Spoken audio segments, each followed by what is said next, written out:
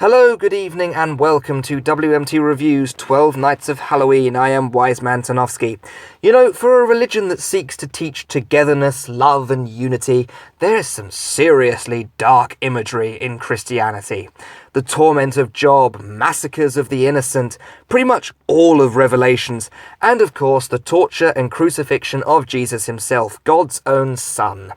These are all incredibly dark, incredibly disturbing, and deeply unsettling themes and stories to come out of religion. But boy, does it open up a whole new world of possibilities for the horror franchise. For where there are angels, there are demons, and where there are demons, there are demonic possessions, as the forces of darkness extend their influence into the world of the living and corrupt the minds and bodies of the innocent, taking their mortal form for their own dark purpose. You can probably tell I'm very excited about tonight's review because I finally get to take a look at the greatest horror movie ever made, and maybe, just maybe, I'll get to finish a review with the words I've wanted to say since I started 3 years ago. For tonight, ladies and gentlemen, I'm very pleased to say we are looking at The Exorcist. Dealing directly with the mystery of faith and the existence of evil, The Exorcist feels more like a living and breathing psychological drama, unfolding scene by scene as the characters sink deeper into the terror of what is happening around them. And no one is the same come its end, be they characters or viewers. So it's finally time to take a look at this one. WMT Reviews is proud to bring you The Exorcist. So what's the story?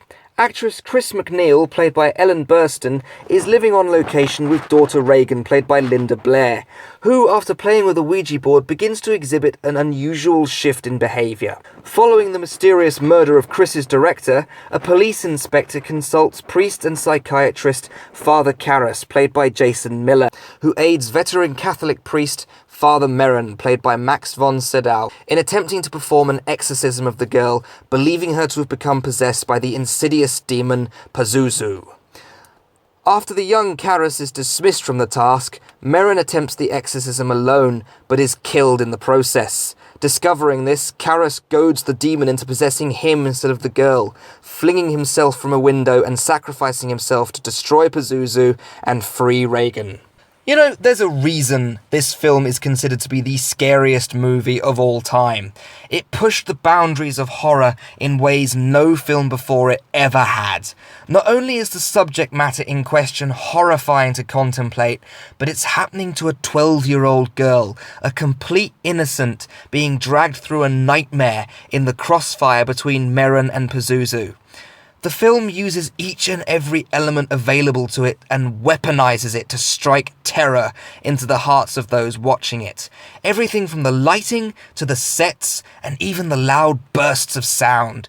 Each terrifying scene is perfectly composed, like a symphony of horror, and it's no wonder it sent countless cinema goers shrieking from the screens or straight to A&E with heart problems. Even the film's beginnings seemed cursed, with on-location scenes shot in Iraq striking the production crew with chronic and sudden illness, and countless actors who had been considered for certain roles refusing to be a part of it. Most notably, Jamie Lee Curtis, who was considered for the role of Regan, being refused it by her mother of all people. This is one of those films which faced so many problems in its production that by all rights it should never have been made, but I think in truth the world is so grateful that it was. Taking a look at the cast, Ellen Burstyn plays the agnostic mother Chris McNeil very well, suffering an emotional meltdown in the early stages of the film as her daughter sinks deeper and deeper into her affliction. Obviously, she has to wrestle the truths of what her eyes are seeing with her own beliefs of what does exist and what doesn't, and it makes the situation all the more desperate in that it's her own daughter in the middle of it. A fantastic performance here. The two priests, played by Max von Sydow and Jason Miller, are portrayed excellently as well. Merrin being the more experienced party, having dealings with the demon in question before, and I loved the subplot of Karras having lost his faith following the death of his mother. Both actors perform perfectly, building two strong and believable characters forced to confront their own beliefs and doubts as the film progresses. Karras's death scene is particularly moving, how he willingly takes the demon into himself and then takes his own life to protect the young Regan. An incredible end to an incredible movie. The performance everyone remembers, however, is Linda Blair as Regan herself. This is probably the best performance by a young actress I have ever seen. Blair completely captures the tortured young girl in the film's earlier scenes before giving an outstanding physical performance when she is finally fully possessed. Supposedly, her expert delivery of the film's dark and obscene dialogue shocked those around her to the point that they forgot their own lines, and it's very easy to believe that. You have to remember that at the heart of this monster, there is a desperate and frightened 12-year-old girl trying to free herself, and you can see it in Blair's performance. With Mercedes McCambridge providing the rough, gravelly and ferocious voice of the demon Pazuzu itself.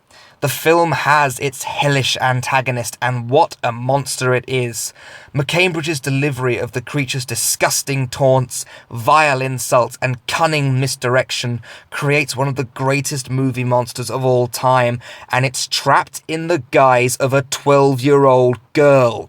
That's the most amazing part about this character. It's terrifying, it's monstrous, and it's a little girl.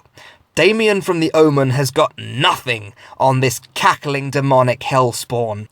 And coupled with the film's chilling atmosphere and disturbing imagery, Blair and McCambridge will haunt the nightmares of viewers for years to come. Personally, the element of this film that I will never forget is the makeup. As Regan becomes more and more possessed, her face is scarred and deformed by the evil presence within her, and the makeup for those scenes is just exceptional.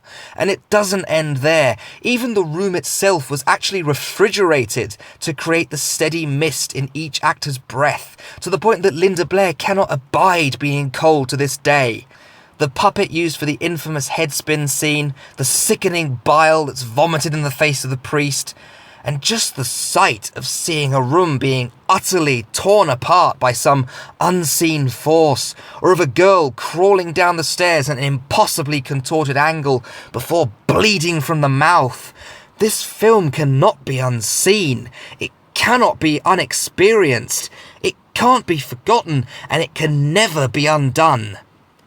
You know, I wasn't sure if I was going to say this when I started, but having watched the film again, I know it's the only thing I can say.